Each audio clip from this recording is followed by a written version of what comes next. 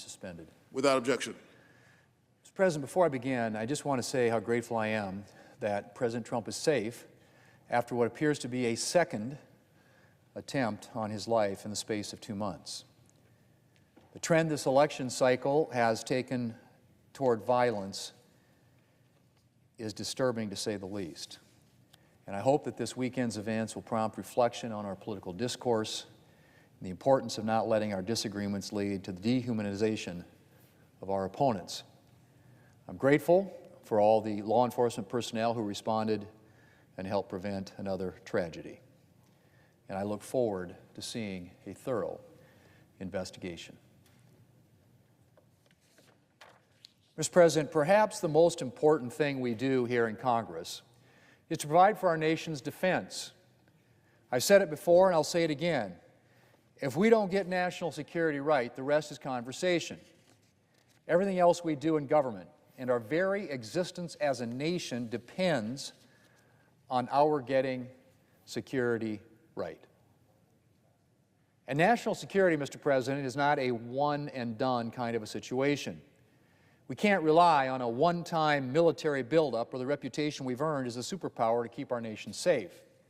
Tactics change, technology changes, weapons change, and reputations, Mr. President, even strong ones, eventually change if they're not backed up with substance. Maintaining a robust national defense has to be a permanent focus year in and year out. There is no time in which we can afford to put national security on the back burner or underfund our nation's military. Which brings me to where we are today. Mr. President, in July of this year, the Commission on the National Defense Strategy released its report.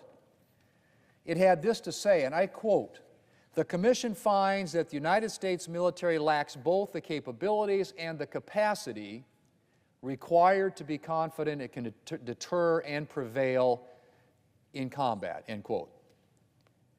Let me just repeat that, Mr. President.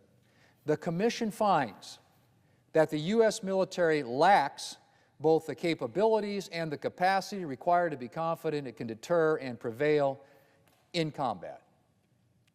Another quote from the Commission's report said this, and I quote again, "The Commission finds that, in many ways, China is outpacing the United States and has largely negated the U.S. military advantage in the Western Pacific through 2 decades of focused military investment. Without significant change by the United States, the balance of power will continue to shift in China's favor," end quote. And Mr. President, from the Strategic Posture Commission report, and again I quote, "Today, the United States is on the cusp of having not one, but 2 nuclear peer adversaries, each with ambitions to change the international status quo by force if necessary, a situation which the United States did not anticipate and for which it is not prepared," end quote. Let me again say that, Mr. President, a situation which the United States did not anticipate and for which it is not prepared. In short, Mr. President, we have work to do. We are not where we should be when it comes to our national defense. And while our preparedness lags, the world isn't getting any safer. If anything, it is getting more dangerous.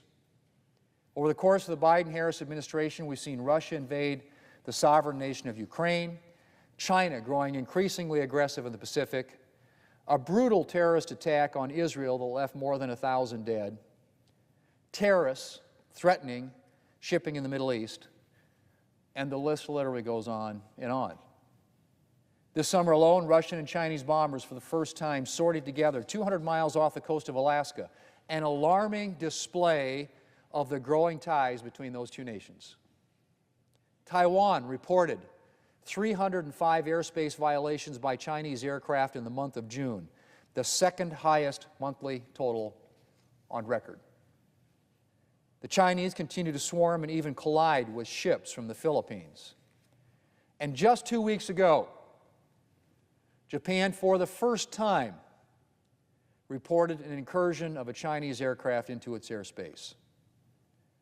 In the Middle East, U.S. military members have continued to combat terrorists on land, and Houthi attacks on U.S. ships and international shipping in the Red Sea.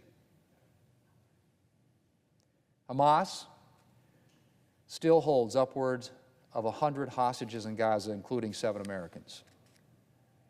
Iran has sent close-range ballistic missiles to Russia, presumably for use against the Ukrainian people. A Pakistani national with ties to Iran was charged with plotting the assassination, of multiple U.S. politicians. And I could go on. Given all this, Mr. President, you would think the Democrat leadership here in the Senate would have made our yearly defense bills, the National Defense Authorization Act, and our defense appropriations bills, which fund that act, a priority. But you would be wrong. We are 2 weeks away from the end of the fiscal year, and we haven't touched the National Defense Authorization Act since it was passed by the committee, much less touched the defense appropriation bills. And it's not, Mr. President, because we've been passing a bunch of other substantive pieces of legislation. Aside from the Kids Online Safety and Privacy Act, we basically spent the entire summer confirming Biden nominees and taking show votes selected by the Democrat leader. And as a result, the fiscal year will close and the new one begin without a defense authorizing bill and without defense appropriations bills. Instead, our military will have to continue operating under inadequate 2024 funding levels. Existing modernization projects will be delayed, and urgent new programs will be put off. And I haven't even talked about the message these delays send to our enemies. Anyone who thinks that our enemies aren't emboldened by this careless attitude toward our national security needs to think again. And for that matter, Mr. President, what message do these delays send to our allies? I recently returned from a trip to Japan and South Korea, led by my colleague Senator Haggerty, to build relationships and enhance trilateral cooperation. We stressed the imperative of investing in our mutual defense cooperation, a message that will be undercut by our putting defense legislation on the back burner. Likewise, our message to allies and partners around the world that they should take more seriously their own defense investments will be juxtaposed against our own inaction. Mr. President, needless to say, it didn't have to be this way. If the Democrat leader had been more interested in meeting Congress' basic responsibilities than in conducting show votes he hopes may win Democrats a few votes in November, we could have already passed not only the National Defense Authorization Act, but the Defense Appropriations Bill that funds that act as well. As it is, thanks to the decisions of the Democrat leader, our military will have to wait at least until after the election. Meanwhile, our adversaries' efforts continue. Mr. President, this isn't the first time in the Biden-Harris administration that Democrats have chosen to put our national defense on the back burner. And while we don't know what the Senate or the presidency will look like next year, I sincerely hope that we will have leaders who take our national security a little more seriously. Because I suspect that if we don't, we will have cause, great cause, to regret it. Mr. President, I yield the floor, and I suggest the absence of a quorum. The clerk will call the roll.